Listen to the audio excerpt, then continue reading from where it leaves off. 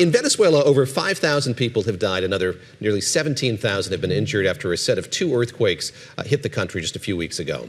This comes as the nation is already in the middle of a major political transition, with protesters pushing for free and democratic elections. Joining us now from Caracas is Phil Gunson. He's the senior analyst for the Andes region at the International Crisis Group. Phil, it's good to talk to you again. First, I want to ask how you and your family are and just how recovery is going right now in Venezuela. Of course, we've been watching all these videos coming out. I know it's getting harder and harder to find survivors. Has any progress been made? How is everyone doing? Personally, we're fine. Thank you for asking. Our house, fortunately, is built on rock. We're not in the part of the capital, Caracas, that suffered, which is nearer to the mountain and is built mostly on sediment, so that the buildings shake a lot more. More generally, of course, the situation is really challenging.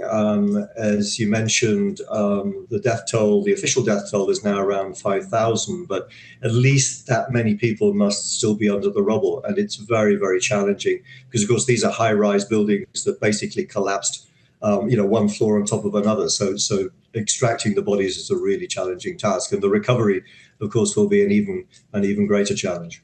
I wanted to ask you, from your position as an analyst here, how much faith you put into the numbers that the government gives out here, and you talk about sort of how more widespread the damage might be, the death toll, the number of injured.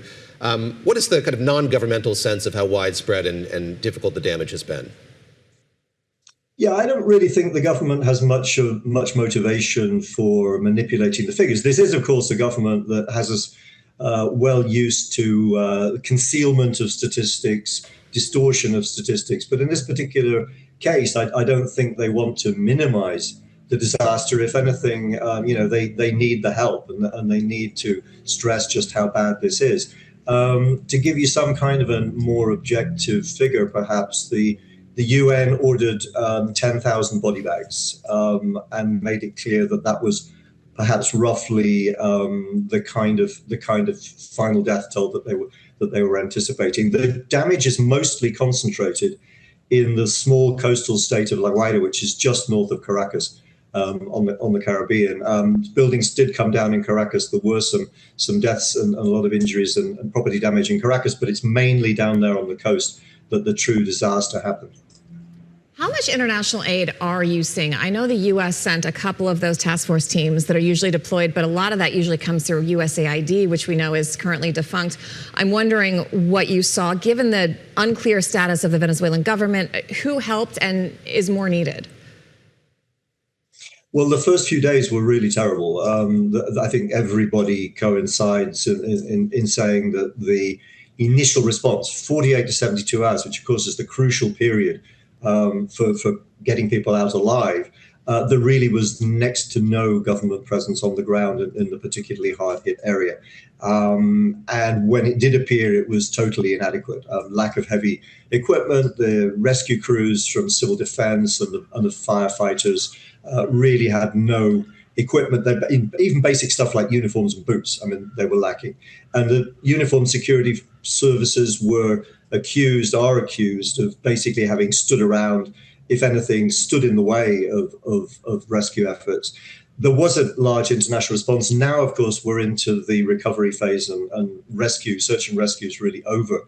And those teams have gone back. But there are still field hospitals from many countries that are really acting in an extremely helpful way in dealing with the aftermath of this. Many people, of course, in need of medical attention and even psychological attention. Yeah. Phil, I know we want to look at this kind of in complement with the political situation on the ground, and as we kind of make our way there, let me just ask you to contrast for us the way that the government has responded to this crisis with the landslides that we had many years ago now. So Christina asking about international aid. I know that Delcy Rodriguez, the interim president, has reached out to the IMF for additional support.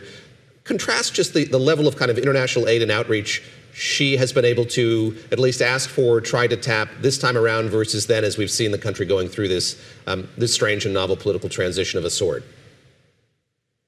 Yeah, it's interesting. 1999, when the last disaster happened in that same area, floods and landslides, killed, again, thousands of people. It was the first year that I was living in Venezuela. It was the first year I was down here as a reporter. And one of the things that really stood out then was the fact that Hugo Chavez, who'd just come to power less than a year earlier, he refused US aid. In fact, he sent back the US naval vessels that were on their way to help out at that point. Of course, now we're in the situation, very strange and paradoxical situation, where since January the 3rd, Venezuela's great, at least over the last couple of decades, great geopolitical rival and adversary, the United States, is now acting in partnership with a rather reluctant Delcy Rodriguez government. But at least that has opened up the country to the possibility of more international aid. And in fact, many countries, not just the United States, but countries that have been very adversarial with countries, in some cases, with which Venezuela doesn't have any political relations, any diplomatic relations, like Israel, for example, have come in and played an important role in the search and rescue. I want to ask you about the capacity and kind of the function of this government. There's been some reporting in the New York Times and elsewhere how involved Secretary of State Rubio is over the country's finances, over some of the political apparatus. And then we have this reporting this week that interim president Delcy Rodriguez says she's not sure she's going to run in a future presidential election. Speaking of video, she said she's willing to sit down with opposition leader Maria Corina Machado after U.S. sanctions are lifted on the country. Do we have any idea at this point what the political future looks like for Venezuela? Well, it's hard to look more than a couple of weeks into the future in this country.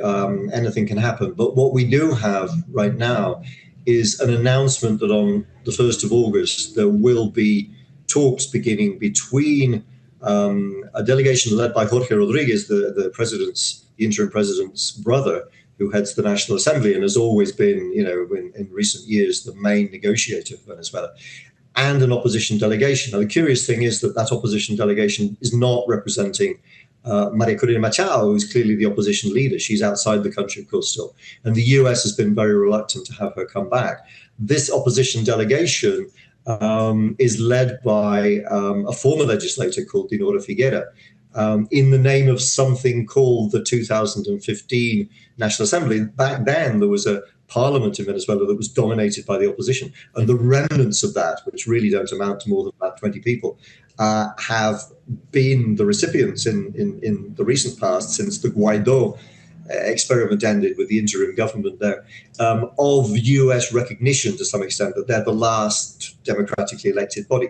But this is clearly an attempt by the US to, if you like, head off Maria Corina Machado, who has been seen by the Trump administration as excessively confrontational and really not the person who can sit down with the Delcy Rodriguez government, negotiate anything. Of course, we don't know where that process is going or how far and how fast the US will press for a genuine political transition.